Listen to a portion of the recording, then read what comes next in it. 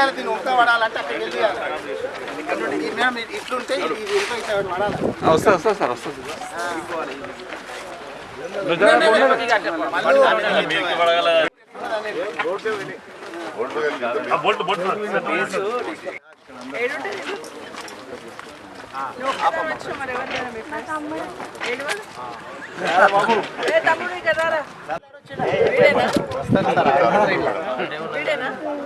తమ్ముడు సపోర్ట్ తీసుకుని వచ్చింది అక్క.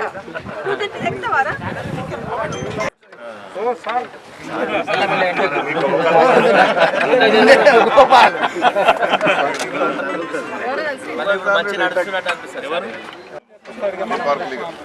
అందుకే మనం దాని దగ్గర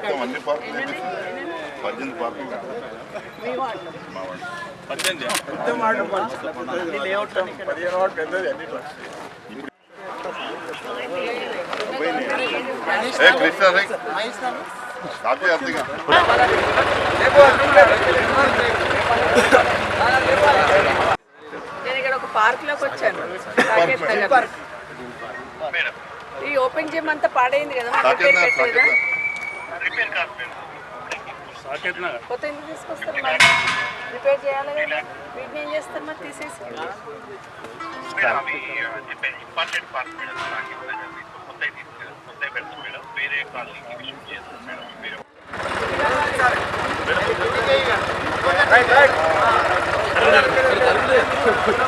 అంతానా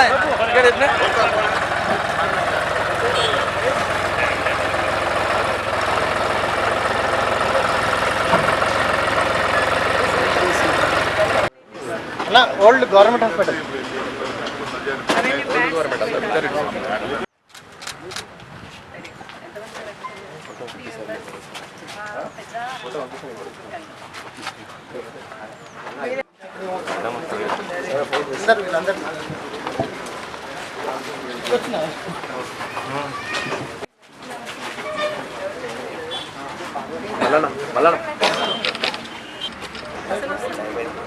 అసలు వస్తలేదా? రాదా ఆయనకు? వస్తుందా?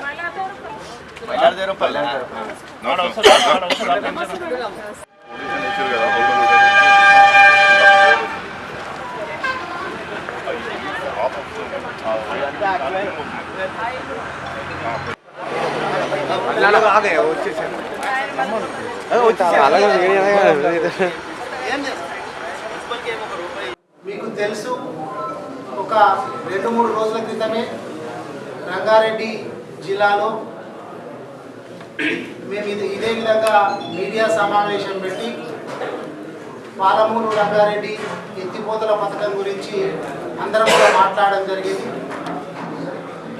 గౌరవ కేసీఆర్ గారు తెలంగాణ తొలి ముఖ్యమంత్రి గారి దిశానిర్దేశానుసారం మహబూబ్ నగర్ జిల్లాలో, ఉమ్మడి మహబూబ్ నగర్ జిల్లాలో, ఉమ్మడి రంగారెడ్డి జిల్లాలో, అదేవిధంగా ఉమ్మడి నల్గొండ జిల్లాలో పెద్ద ఎత్తున సభలు పెట్టి ప్రజలను చైతన్యవంతం చేసి కేసీఆర్ గారు ఏ విధంగా పాలమూరు రంగారెడ్డి పథకాన్ని ముందుకు తీసుకుపోయి దాదాపు 90% పనులు పూర్తి చేస్తే ఈ 2 సంవత్సరాల కాలం లోపల కాంగ్రెస్ ప్రభుత్వం వచ్చిన తర్వాత ఒక్క రూపాయి కూడా పాలమూరు రంగారెడ్డి ఎత్తిపోతల పథకానికి కేటాయించకుండా, ఒక గంప మట్టి కూడా తీయకుండా ఏ విధంగా దాన్ని పడావు అనేసింది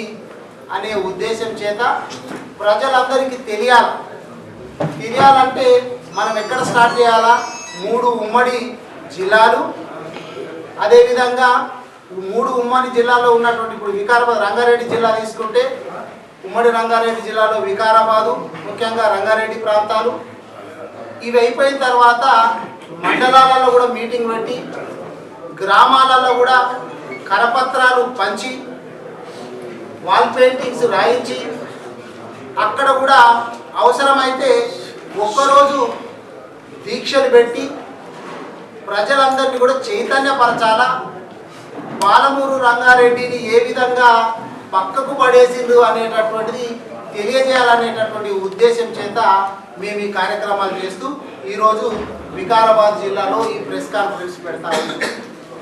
మనము చూసినాము, దాదాపు 35,000 కోట్లు శాంక్షన్ చేసి పాలమూరు రంగారెడ్డి జిల్లాకు 27,500 కోట్లు ఖర్చు పెట్టి దాదాపు 90% పనులు పూర్తి చేయడం జరిగింది కేసీఆర్ గారు. కానీ వీళ్ళు కనీసం కాలువలు కూడా తవ్వకుండా శాంక్షన్ టెండర్ అయినటువంటి టెండర్లను కూడా పూర్తి అయినటువంటి టెండర్లను కూడా రద్దు చేసి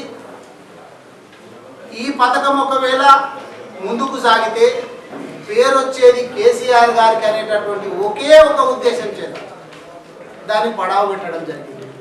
ఎందుకంటే మా వికారాబాద్ జిల్లాకు సంబంధించి ముఖ్యంగా పరిగి, వికారాబాదు, తాండూరు, కొడంగల్కు సంబంధించి చేవెళ్ళ అంటే రంగారెడ్డి కింద వస్తుంది, కొంచెం పాటు ఇక్కడ వస్తుంది. దాదాపు ఒక 5-6 లక్షల ఎకరాలకు సంబంధించినటువంటి నీళ్లు మొత్తం పారేసి మా వికారాబాద్ ఒక్క నియోజకవర్గానికి తీసుకుంటే కూడా దాదాపు 80-90 వేల ఎకరాలకు సంబంధించినటువంటి సాగునీరు వచ్చేది. కానీ రేవంత్ రెడ్డి గారు చేస్తున్నటువంటి పనులతోట ఒక కొడంగల్కు సంబంధించి మాత్రం ఒక లిఫ్ట్ పెట్టుకుంటా, కొడంగల్కి తీసుకపోతా, నేను పేరు చెప్పుకున్నాడు మాత్రం వికారాబాద్ జిల్లా నాది అని చెప్తా. వికారాబాద్ జిల్లాకు వచ్చినప్పుడు మహబూబ్ నగర్ జిల్లాకు పోతేనేమో నేను మహబూబ్ నగర్ జిల్లా వాసినని చెప్తా. కొడంగల్కు మాత్రమే నేను నిధులు కేటాయిస్తా, నీళ్లు కేటాయిస్తా, పదవులు కేటాయిస్తా అనే విధంగా రేవంత్ రెడ్డి గారు చేస్తున్నారు. మనం చూస్తున్నాం, వికారాబాద్కు శాంక్షన్ అయినటువంటి యూనివర్సిటీ, అగ్రికల్చర్ యూనివర్సిటీ కూడా కొడంగల్కు తీసుకొని పోయింది. వికారాబాద్కు ఏం శాంక్షన్ అయినా కానీ వికారాబాద్ జిల్లాకు తెలంగాణ రాష్ట్రానికి ముఖ్యమంత్రి లాగా పనిచేస్తలేడు ఆయన నేను కొడంగల్కు మాత్రమే ముఖ్యమంత్రిని, పేరుకు మాత్రం నేను వికారాబాద్ జిల్లా చెప్తా, ఉమ్మడి మహబూబ్ నగర్ జిల్లా వాసినని చెప్తా, తెలంగాణ ముఖ్యమంత్రిని అని చెప్తా, పనులు మాత్రము నేను కొడంగల్కే చేస్తా అని చెప్తున్నాను. మనం చూస్తున్నాము ఇప్పుడు ఎవరైనా తల్లి ఉంది అంటే పిల్లలందరికీ కూడా సమానంగా చూస్తుంది. ఇంకెవరైనా బలహీనంగా ఉన్నటువంటి పిల్లోడు ఉంటే వానికి ఇంకొక పూట ఎక్కువ పెడుతుంది. కానీ ఈయనది ఉల్టా ఉంది, బలహీనంగా ఉన్నా పర్వాలేదు, వాడు చచ్చిపోయినా పర్వాలేదు, నేను ఏం చేయాలనుకుంటే గదే చేస్తా అనేటటువంటి ఉద్దేశం చేత రేవంత్ రెడ్డి గారు చేస్తూ ఉన్నారు. అయితే మేము ఇప్పుడు పొద్దుటి నుంచి గౌరవ మాజీ మంత్రి వర్యులు సబితమ్మ మేమందరం కూడా కలిసి వికారాబాద్ పట్టణంలో కూడా తిరిగినాం. ఈరోజు తిరిగితే ఎక్కడ కూడా పరిపాలన మీద దృష్టి సాధిస్తున్నట్టు కాంగ్రెస్ పార్టీ చేస్తలేదు. ఇప్పుడు ఈ పార్టీ ఆఫీసు ఏదైతే వార్డులో వస్తుందో సాకేత్ నగర్లో కూడా మేము ఒక పార్కుకు పోయినాం. నేను ఎమ్మెల్యేగా ఉన్నప్పుడు, సబితమ్మ మంత్రిగా ఉన్నప్పుడు అక్కడ పార్కు లోపల జిమ్కు సంబంధించినటువంటి వస్తువులు పెడితే అవి రిపేర్కి వస్తే కనీసం వాటిని కూడా రిపేర్ చేయలేనటువంటి దౌర్భాగ్యమైనటువంటి పరిస్థితి లోపల వికారాబాద్ మున్సిపాలిటీ కొనసాగుతున్నది. ఈ పక్కనే ఉన్నది మనం ఈ బ్రిడ్జి, మేము అది శాంక్షన్ చేయించి గౌరవ ముఖ్యమంత్రి కేసీఆర్ గారు, కేటీఆర్ గారు, సబితమ్మ సహకారం చేత మేము దాదాపు 100 కోట్ల వ్యయం చేత బ్రిడ్జి శాంక్షన్ చేయించి 2.5 years అయింది మేము శిలాఫలకం వేసి. మేము ఎన్నోసార్లు మాట్లాడంగా ఇప్పుడు పనులు సాగుతూ ఉన్నాయి. మేము అక్కడికి పోయి అక్కడ ఉన్నటువంటి సూపర్వైజర్ని అడిగితే మాకు 2 సంవత్సరాల టైం ఉండే సార్, 2 సంవత్సరాల టైం అయిపోయింది, కానీ ఇప్పటికి కూడా ఇంకా పనులు సగం కూడా కాలేవు, ల్యాండ్ అక్విజిషన్ కూడా పూర్తి కాలేదు. ఎందుకు అంటే దాన్ని నిదానంగా చేసుకుంటూ పోతున్నారు. తొందరగా అయితే మాకేమి, ఇది కేసీఆర్ గారు శాంక్షన్ చేసేది కదా, కేసీఆర్ గారికి పేరు వస్తుంది అనేటటువంటి ఉద్దేశం చేత దాన్ని మెల్లగా పనులు నడతన పనులు జరుగుతూ ఉన్నాయి. అదేగాక మేము గవర్నమెంట్ హాస్పిటల్కి పోయినాం. గవర్నమెంట్ హాస్పిటల్లో ఎందుకంటే సూది ఉంటే దూది లేదు, దూది ఉంటే సూది లేదు. డయాలసిస్ కేంద్రాన్ని మేము విజిట్ చేస్తే అప్పటి లోపల ఎవరికన్నా కిడ్నీ రోగులు ఉంటే, డయాలసిస్ అవసరం ఉంటే హైదరాబాద్ దాకా పోయేటటువంటి వాళ్ళు పోను రాను అక్కడ ఇబ్బంది, ఇవన్నీ ఇబ్బందులు అవుతుంటే గౌరవ కేసీఆర్ గారు డయాలసిస్ కేంద్రాన్ని తెలంగాణ రాష్ట్రంలో అంతటా ఎట్లా ఏర్పాటు చేసిండో, అన్ని నియోజకవర్గాలలో ఎట్లా చేసిండో, వికారాబాద్ నియోజకవర్గంలో కూడా డయాలసిస్ కేంద్రాన్ని ఏర్పాటు చేస్తే మనము ఒక 3-4 నెలల క్రితం చూసినాం. కరెంటు పోతే చీకట్లో ఉంటున్నారు పేషెంట్లు. డయాలసిస్ కేంద్రంలో ఉన్నటువంటి పేషెంట్లు జనరేటర్ కూడా ప్రొవైడ్ చేయలేనటువంటి పరిస్థితుల లోపల ఈ కాంగ్రెస్ గవర్నమెంట్ ఉన్నది. నేను ఎమ్మెల్యేగా ఉన్నప్పుడు దాదాపు 2.5 years క్రితం, 2.5 సంవత్సరాల క్రితమే నేను ఒక పెద్ద జనరేటర్ శాంక్షన్ చేపిస్తే హరీష్ అన్న దగ్గరికి పోయి, అప్పుడు ఆరోగ్య శాఖ మంత్రిగా ఉంటే హరీష్ అన్నతోటి మాట్లాడి జనరేటర్ శాంక్షన్ చేపిస్తే దాన్ని తెప్పించడానికి 2.5 years అయినా ఇప్పుడు మేము సూపరింటెండెంట్ తోటి మాట్లాడుతుంటే అక్కడ సమాధానం చక్కగా లేదు. జనరేటర్ కూడా శాంక్షన్ అయినటువంటి జనరేటర్ కూడా తీసుకురానటువంటి పరిస్థితి కనబడతా ఉంది. అక్కడ మేము పేషెంట్లతో మాట్లాడితే కిడ్నీ పేషెంట్లకు ఎప్పుడైనా కానీ ఇంజెక్షన్స్ ఇస్తుంటారు వారంకు 10 రోజులు. ఎందుకంటే రక్త కణాలు అంతా చనిపోతుంటాయి కాబట్టి ఎరిథ్రోపాయిటిన్ అనే ఇంజెక్షన్ ఇస్తుంటారు. మాకు 1 రోజులు అయింది సార్, ఆ ఇంజెక్షన్ ఇస్తలేరు అని అంటే మా మాజీ మంత్రి గారు అక్కడ సూపరింటెండెంట్ తోటి మాట్లాడితే కమిషనర్ గారికే తెలుసు, మాకు సరిగా ఇండెంట్ ఇస్తలేరు, మేము తెప్పిస్తలేము, వస్తాయి తొందరలో. ఇక ఈ సాకులు చెప్తున్నటువంటి పరిస్థితి. ఇక రేవంత్ రెడ్డి గారు మాత్రం గప్పాలు కొట్టు అంటే మస్తు కొడుతుంటాడు. నేను 1,00,000 కాదు 1,50,000 కోట్లు పెట్టి హైదరాబాద్ లోపల మూసీని సుందరీకరిస్తా అని చెప్పి పథకం పెట్టిండాలి. మేము ఇప్పుడు వికారాబాద్ లోపల ఉన్నటువంటి ఎస్టీపీ సివేజ్ ట్రీట్మెంట్ ప్లాంట్ దగ్గరికి పోతే ఎంత ఘోరమైన పరిస్థితులు అది ఉన్నదంటే అది ఎక్కడ పనిచేస్తలేదు. వికారాబాద్ పట్టణంలో ఉన్నటువంటి మురుకు నీరు అంతా కూడా అదంతా కూడా డైరెక్ట్గా మూసి లోపలికి కలుస్తూ ఉంది. ఆ ట్రీట్మెంట్ ప్లాంట్లో ట్రీట్మెంట్ చేస్తలే, డైరెక్ట్గా మూసిలా కలుస్తుంది. మూసి పుట్టేదే వికారాబాద్ పట్టణం దగ్గర అనంతగిరి హిల్స్లో. మూసి పుట్టేది ప్లేస్ని నువ్వు పట్టించుకుంటలేవు. ఇక్కడ నుంచి స్టార్ట్ చేస్తే హైదరాబాద్ దాకా పోయేదాకా మొత్తం కూడా మూసి మొత్తం మురికి అయిపోయి ఒక మురికి కుంటలాగా పోతా ఉన్నది. మరి గీదాన్ని మంచిగా చేయలేవు నువ్వు. నువ్వు భవిష్యత్తులో ఏం చేసుకొస్తావు సుందరీకరణ చేసి అనేటటువంటి నేను రేవంత్ రెడ్డి గారిని ప్రశ్నిస్తా ఉన్నా. మేమందరం కూడా ఇప్పుడు ఇక్కడ కూర్చున్నది ఏంటంటే వికారాబాద్ జిల్లాకు, రంగారెడ్డి జిల్లాకు, నల్గొండ, మహబూబ్ నగర్కు సంబంధించినటువంటి జిల్లాలందరికీ కూడా సస్యశ్యామలం కావాలంటే సాగునీరు కావాలి. మనకు తెలుసు గౌరవ ముఖ్యమంత్రి కేసీఆర్ గారు తాగునీటికి ఎన్ని ఇబ్బందులు ఉండనో అవన్నీ తీర్చినటువంటి గౌరవ ముఖ్యమంత్రి కేసీఆర్ గారు ఇంటింటికి భగీరథ పథకం ద్వారా నీళ్లు తీసుకొచ్చి ఇచ్చారు.